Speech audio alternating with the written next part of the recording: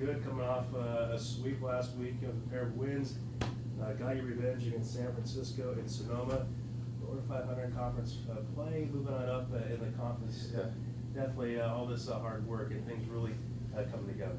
Yeah, absolutely. And it's kind of funny because I was talking to David Howard the other day, and we were talking. He's like, God, we worked this hard, and we're just above 500. We're just above 500 now, and it's been a grind. But we're so happy to be above 500. We're just going to keep pushing, and our mentality going into every game is that when we play our best basketball, we can beat anybody else at their best. So just continuing to minimize mistakes and grow every day in practice, that we don't take a day off. Every day we're either getting stronger, getting better, shooting some free throws. It's got to continue to work to get better, and our mentality is that we can beat anybody. So, obviously it helped to kind of have these results at the start of conference play, but it didn't happen. And, it's happening now. It's happening especially at a good time as you guys are continuing the second half of conference play. Absolutely, and I mean we just finished up the Super Bowl, and we've seen how many Super Bowl wins have come from teams that got hot at the right time. So the Green Bay Packers a couple years ago, the New York Giants have done it a couple times. So our mentality, like I said, is as long as we get in the playoffs, we think that we should be able to win. So obviously, hopefully a couple things happen, and there's a chance that maybe we can get a shot at that title, the conference title. But going in there and winning a conference championship in the tournament and taking this into the Western Regionals and trying to give us a good run is something that we're really interested in. And like you said, it's all about getting hot at the right time, which we definitely are. So, the HSU fans always the support of their teams, and especially last Thursday and Saturday, the fans turning out just kind of has that past years, just what Lumberjack Arena and the crowds are all about. Kind of have that sense of in years past. Oh yeah, I grew up here. Obviously, I used to come and watch them in the East Gym when you couldn't hear yourself think. It got so loud when Austin and Fred were doing their thing back in the day. So we're not there quite yet, but I think that we've earned that crowd coming out, and we love playing in front of them. I was talking to Coach Humfer and some of our freshmen and kind of saying there's nothing else like this in our conference and in D2, really, to be honest. We have the best fans, I think, in the nation in Division II, and that curtain that they do, that got me. I saw that, the Arizona State curtain, I saw that, and I saw what they were doing, and I don't know how they can't laugh when they're on the free throw line. And just to have that kind of re-energize the community, get them excited about basketball again for the first time in a couple of years, it's a great feeling.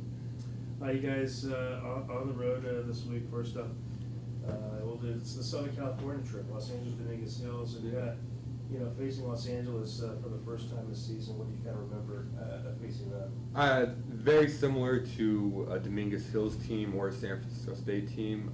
Supremely athletic. Both Dominguez and Los Angeles are both very athletic teams. Have some great individual players, but we know that if we get them out of their system and their comfort zone, they break down quite a bit. And it really fits our style of defense well, because what we like to pride ourselves on is how good we are at denying the ball, forcing people to get out of their comfort zone and inside the key. So we feel like we take that mentality down there, we help break them, we turn them into individual players, then we shouldn't have a problem with them. But either way, even though Dominguez's record doesn't speak of it, they've still beat Sonoma State, and I think they did beat Stanislaus, or almost did a couple days ago. And they can compete with anybody, so we can't take this trip lightly, even though we beat them both last time they were up here. So kind of got to have that mentality right now that you don't care who you face, that you're going to have a really good shot of coming out on top. Oh yeah, absolutely. And it doesn't matter, like I said, if it's Dominguez who's at the bottom or if it's Cal Poly who's at the top, Stanislaus at the top. We know who we are. And it was funny. We were watching the Super Bowl the other day. Me and Austin and Brett were watching the Super Bowl. And Austin just kind of randomly says, God, we're pretty good this year. And I was like, yeah, we're pretty good this year. And that's kind of just our mindset, is we got a lot of great talent on this team. And, the way that we play basketball, it's much more organized. And we're supremely confident. You guys have had some close games. And finally, teams have made it close. But especially the San Francisco game kind of had some breathing room at the end. I'm just kind of talk about obviously you want to be in every game, but you don't want to have it where it's kind of bite down the nails each game. Yeah, I understand that, but I would take a blowout win any day. I mean, I love winning close games. It's got a great feeling to it, but I can't take the stress like that on my heart, man. I know life's going to be tough enough anyway. I don't want to get any more stress in there. So when we do have the ability to go up on 25 and hold a lead like that, it's great because, then you can sit back and still play hard, but you can enjoy the game a little bit more, smile when a teammate does something nice. And but we know that not every game is going to be like that, and we know that we might have a couple more like that. So it's just kind of whatever comes when it happens. But we're not expecting every conference game to be like that, obviously. So.